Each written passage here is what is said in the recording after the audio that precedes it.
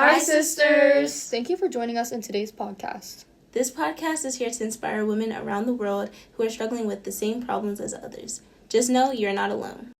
Today we'll be interviewing one of our favorite collegiate athletes, Marah Glenn. Today we're here with Marah Glenn, a volleyball player at Elizabethtown College. Welcome to the Sister Circle. Thanks so much for having me. Let's start with your story. When did you first fall in love with your sport? Well, I started playing volleyball when I was in 4th grade, and then I started playing competitively when I was in 6th grade for a club team in my area. And ever since then, I had really just fallen in love with it. I loved the team aspect of it and just being able to have to work together to compete and work towards the goals of our whole team. Wow, that's very inspiring. So was there a moment where you felt like this is exactly what I want to do, play at the collegiate level? I think when I hit my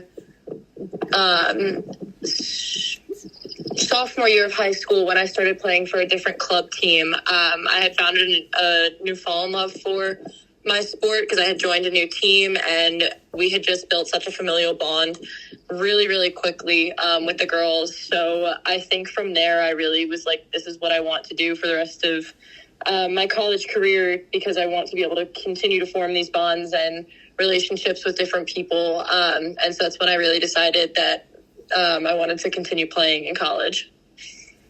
That's great. Take us behind the scenes. What does a typical day for you look like as a college athlete? In season, a typical day for me will be going to classes in the morning, making sure I'm eating good meals throughout the day because we have practice every afternoon.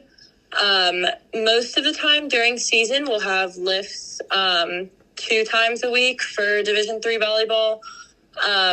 And 1 time a week we'll do it with our whole team, and that's normally at 6 or 7 in the morning. And then another time we go with a group of people from our team. And so we just have a bunch of different groups that we will all go with, and that kind of varies depending on the week. Most of the time in season I would go on Thursdays, so that way we avoided lifting on a game day on Friday most of the time. And then depending on the day, we'd have a game or practice every afternoon, and then Saturdays were booked with games most of the time, 2 games back to back. So. Okay, and so, how do you balance everything? Like classes, practice, and even, a social life? I think for me, just making sure that I'm taking in every second of being in college. Obviously, at the D3 level, your life is not consumed by your sport. So I do have a good balance of making sure that I'm attending all of my classes and still being able to see friends, especially during the off season. I've been spending more time with friends and finding different opportunities to go and do different things outside of volleyball. But at the same time, I love my sport and I love the girls on my team. So I do spend a lot of time with them as well, even when we're not in practice or not at a game. We will still go and have meals together and go do different activities on campus together. So it kind of just depends on the person. But the way I've been really structuring it is trying to get all of my classes done in the morning. So that way that leaves me a lot of time to go and do the things that I enjoy in the afternoon, as well as making sure that I'm still doing my work and getting in my extra lifts and everything. So obviously now in the world, there's a whole bunch of influencers who help young individuals and women like us to kind of pursue their way through the journey. What would you say is the hardest part about being a college athlete that maybe those influencers and people on your team haven't warned you about? I think the hardest part, honestly, is the mental game of, especially for volleyball. There are so many little intricacies that go into the game that not many people outside or not many spectators notice. And so for me, especially, I've been struggling with what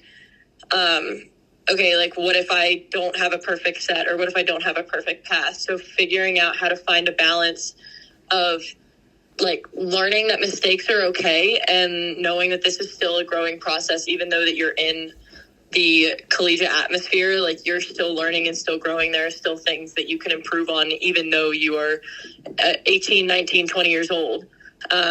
So just giving yourself grace is definitely something that I think needs to be talked about more, but I was not expecting as much going into the collegiate game. So on like the opposite side of that, what's the best part that you really didn't think would be like one of your favorite parts of being a college athlete? Honestly, I think the best part for me personally is the relationships that I've been able to build. Like, some of my teammates are now my closest friends here. My coach and I have one of the best, like, coach to player relationships that I've ever had with a coach.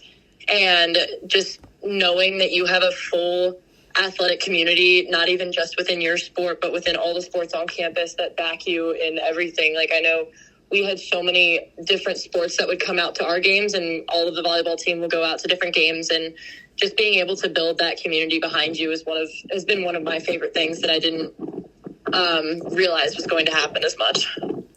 And in your athletic journey, what is like one moment you'll never forget?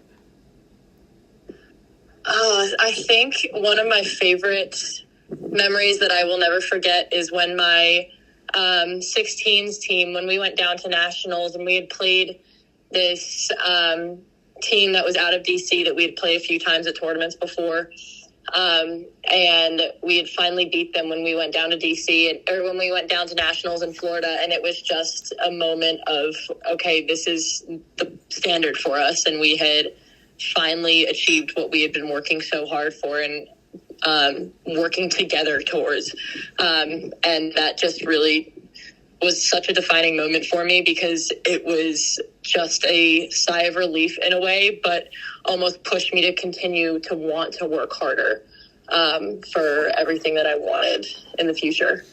Yeah, that's really great. So you talked a lot about grace, and I feel like confidence goes a lot with that. So how do you keep a balance between self-confidence and giving yourself that grace? What's like some advice you could give someone? I think advice I would give someone is just making sure that you're not hard on yourself. And I know that's easier said than done, but just reminding yourself that, like, mistakes are going to happen. That's kind of the point of athletics, honestly. And especially in volleyball, it's a game of mistakes. So just reminding myself and reminding other athletes that, like, mistakes are going to happen, and that's how you grow and that's how you learn. So on that same tone, have you ever really like struggled with comparing yourself to like your teammates or other athletes, and like the pressure that's put on you as a collegiate athlete? Yeah, definitely. I think this year we had 2 senior setters and then a junior setter, and I was the only freshman setter. So I was kind of the younger of everybody, and I had originally come in. My coach had said, all right, you're going to have a shared starting spot with one of the other senior setters. And so that just had put a lot of pressure on me to kind of be one of the best setters there. And I really just had to learn to give myself that space and want to continue to be better. And I didn't necessarily get the starting spot that I had wanted. But this year I just really took as a growing year and making sure that I was learning everything that I can and learning things from the seniors and the other junior setter, and making sure that I can continue to build on the team that they had built originally. That's great. Do you have any like pre-game rituals? I think as a team, we get in a circle right before a game starts, and we all say one word that we want to start, or like that we want to exemplify during the game. So I normally will pick a different word each game, but that's something that we do as a team. For myself, what I've been doing a lot more recently, before even practices, before games, is just trying to get into that positive mindset of, okay, this is a game of mistakes, and every opportunity on a court, whether it's in a game or whether it's in practice, is a blessing, because not everybody gets to do this. So just keeping that in the back of my mind has really been a big thing for me, and has really helped me to grow as an athlete, and has helped me keep my positive mindset on the court a lot more positive than it has been in the past. So just remembering that, like, this is something that a lot of people dream of, that not a lot of people get to experience or get to do in college. So just taking every moment for what it is and enjoying every second of it. All right, so we have 2 more questions. first, what advice would you give to a teen girl listening to the podcast who wants to go big in sports but isn't sure that she's good enough? Honestly, I would just say take every opportunity that you can. Like, take every little clinic, every little practice, and just work to the fullest of your ability. Because, again, like, not everybody gets the opportunities that I'm lucky enough to have and that a lot of people in the collegiate realm are lucky enough to have. And if you want it, then you just got to get after it and work like crazy to make sure that you're going to achieve what you can. But within that, still making sure that you're like treating yourself well and doing things outside of your sport. So just finding a good balance is definitely a big thing for me as well. Yeah, I love that. And last question, how has being an athlete shaped who you are today? I think being an athlete, honestly, has allowed me to learn about communication and working with others, and honestly has really pushed me to the career that I want to go into. Like, I'd love to go into either physical therapy or sports psychology, and just working with athletes and athletics in general throughout my entire life has really shaped who I am. I love being around sports. I love being competitive, whether it's on the volleyball court or whether it's just with my friends playing a board game or whatever. Like, I enjoy being competitive, and I hope to be able to instill that in other people, and push people to want to work as much as I did. Wow. Thank you, Marah, so much for sharing your story. It's very insightful, and we hope and wish nothing but the best for you in your last 3 years of your collegiate level. We just want to give another thanks to Marah for sharing her story, struggles, and wins. She's such a role model. And to all the girls listening, you don't have to be the fastest or the strongest right away. Just keep showing up. Your dreams are worth chasing on the court, the field, wherever. Don't forget to follow and share the podcast, and let us know if this pumped you up.